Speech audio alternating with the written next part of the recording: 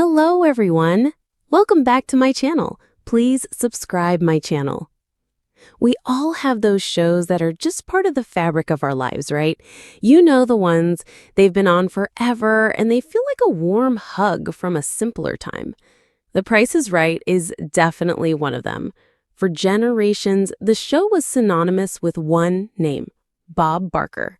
His smooth, charismatic delivery, his iconic skinny mic, and his famous closing line about spaying and neutering pets, he was the host we all knew and loved. But then, in 2007, a new chapter began. Carey took the reins. For many of us, it was an adjustment. Drew brought his own unique style, a laid-back, more conversational approach that felt different from Bob's classic showmanship. And while many have come to love his era, there are still some who just can't get on board. One former contestant, a super fan named Ted Slawson, is among those who have been vocal about his feelings. His critique isn't born of malice, but of a deep-seated love for the show's legacy and a sense that something has been lost. Ted Slawson isn't just any former contestant. He's a legend among Price is the Right devotees. He was the subject of the documentary Perfect Bid, the contestant who knew too much, because he had an almost encyclopedic knowledge of the show's prizes. He was in the audience a whopping 37 times and even appeared as a contestant. So when he talks about The Price is Right, people listen.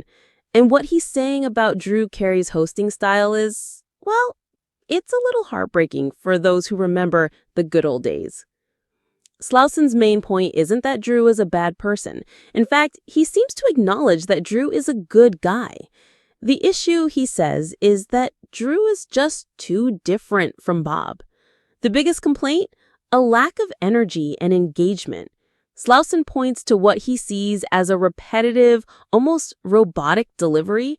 He's quoted as saying things like, "Everything is always the same. Next prize, please." I'm like, seriously? You can't come up with something different at least a couple times during the show?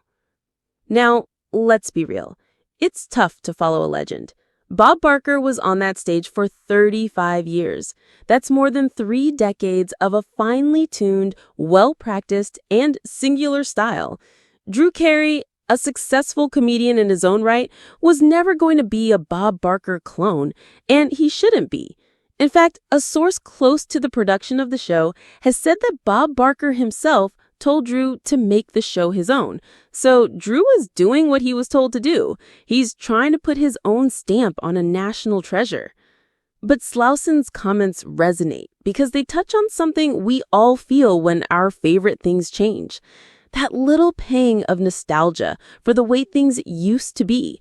The feeling that the new version, while perfectly fine on its own merits, just doesn't have the same soul as the original. For Slawson and other longtime fans, Drew's more low-key, almost apathetic delivery during some of the show's biggest moments is a letdown. Imagine winning a brand new car and getting an unenthusiastic, "oh wow," from the host. It can feel like the magic is gone.